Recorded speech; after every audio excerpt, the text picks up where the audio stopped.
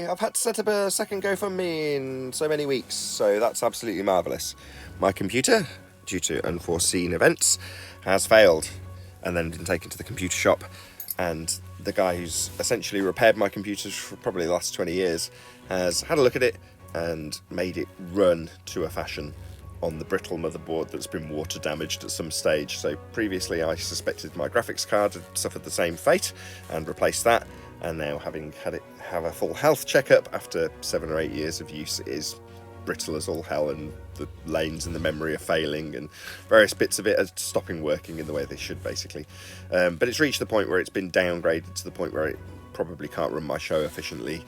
It can just cobble along stuttering and stammering and not being very good, but for the now that's what I'll have to put up with, and I'm grateful that I can, so I'm very appreciative to the guy who fixed it at my local computer shop, so thank you to him who did it for free as a result of being a flat earther, which is ace. So I sat with him for a couple of hours shooting the breeze about flat earth and computers, which was lovely, and talking about my now dead computer and bringing it back to life with some old kits of memory.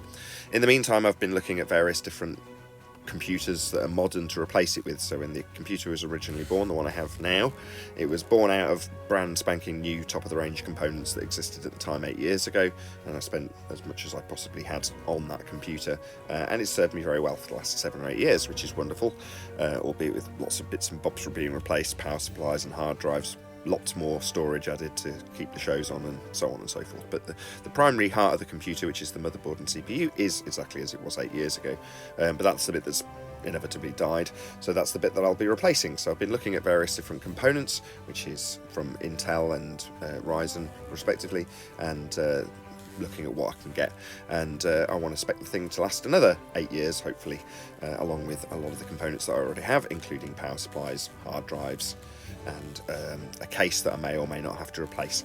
So that's basically it. I've started a GoFundMe, which is unfortunate after literally doing a GoFundMe about a week ago for exactly the same thing, which is a PC for Flatzoid. So he's obviously rejoicing because he's reached his target, and then I've pretty much straight away had to start another one, but for me instead of him, which isn't great, but there we go.